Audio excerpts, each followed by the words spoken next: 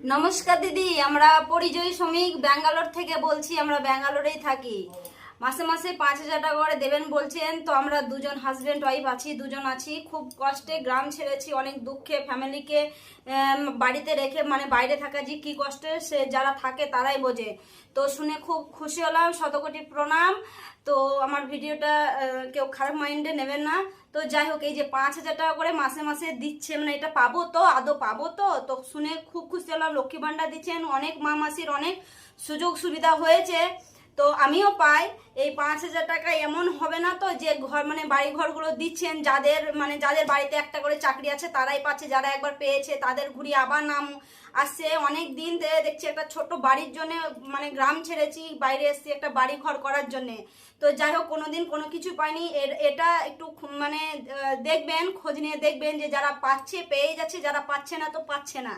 যারা একবার বাড়ি পেয়েছে তাদের আবার আসছে, আর যাদের পাওয়ার মতো, মানে খুব গরিব পাওয়ার যোগ্য তারা পাচ্ছে না, আর একবার পেয়েছে তাদের আবার পাচ্ছে। তো যাই হোক, আমি সে কথায় যাচ্ছি না। আরেকটা কথা, কেউ খারাপ মাইন্ডে নেবেন না যে 5,000 টাকা যে করে দিচ্ছে, আমরা বাইরে থাকি, কিসের জন্য থাকি, কি কষ্ট করে থাকি, সেটা কেউ মাইন্ডে নেয় না। শুধু ভাবে ওরা ভালো থাকে, ভালো আছে, ওদের নামে বাড়ি মারি দেওয়ার দরকার নেই, সরকারি সুবিধা কিছু দেওয়ার দরকার নাই, এইটাই ভাবে।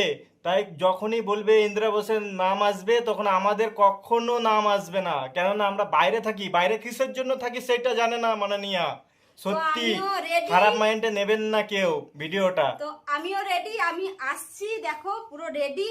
তো শুনে খুব খুশি হলাম। জানি না আদৌ হবে কি হবে না। যদি বা হয়, মানে যে 5,000 টাকার ঘোষণাটা হয়েছে, অনেক ভিডিও দেখলাম, অনেক খবরে দেখলাম, যদি হয় অনেক মা মাসির অনেক সুযোগ সুবিধা হবে, অনেক অনেক হেল্প হবে।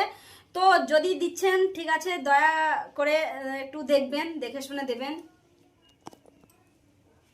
সত্যি ভিডিওটা অনেক শেয়ার শেয়ার করো, অনেক শেয়ার করতে হবে, ঠিক আছে?